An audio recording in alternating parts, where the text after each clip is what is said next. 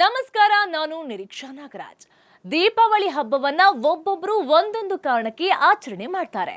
ಈ ದೀಪಾವಳಿಯು ಹಿಂದೂಗಳ ದೀಪಗಳ ಹಬ್ಬವಾಗಿದ್ದು, ಇದು ವರ್ಷದ ಕೊನೆಯ ಹಬ್ಬವಾಗಿದೆ. ಇದು ಅಜ್ಞಾನದ ಮೇಲೆ ಜ್ಞಾನದ, ಕೆಟ್ಟದ್ದರ ಮೇಲೆ ಒಳ್ಳೆಯದು ಮತ್ತು ಕತ್ತಲೆಯ ಮೇಲೆ ಬೆಳಕಿನ ಆಧ್ಯಾತ್ಮಿಕ ವಿಜಯವನ್ನ ಸಂಕೇತಿಸುತ್ತೆ. ಇದನ್ನ ಭಾರತದಾದ್ಯಂತ ವಿವಿಧ ರೂಪಗಳಲ್ಲಿ ಆಚರಣೆ ಮಾಡಲಾಗುತ್ತೆ. ಈ ಹಬ್ಬವನ್ನ ಕಾಳಿ ಚೌದಾಸ್ ಅಂತ ಹೇಳಿ ಕೂಡ ಕರೀತಾರೆ.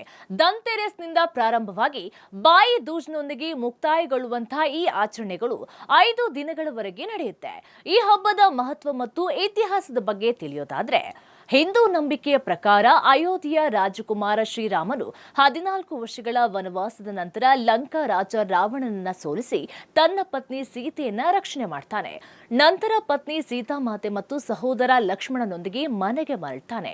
ರಾವಣ ವಿರುದ್ಧ ಶ್ರೀರಾಮ ವಿಜಯವನ್ನ ಸಾಧಿಸಿ ಮರಳಿ ಬಂದಿರುವುದನ್ನ ಆಚರಣೆ ಮಾಡಲು ಅಯೋಧ್ಯೆಯ ನಿವಾಸಿಗಳು ಬೀದಿ ಬೀದಿಗಳಲ್ಲಿ ಮತ್ತು ಮನೆ ಮನೆಯಲ್ಲೂ ಕೂಡ ದೀಪಗಳ ಸಾಲುಗಳನ್ನ ಬೆಳಗಿಸ್ತಾರೆ.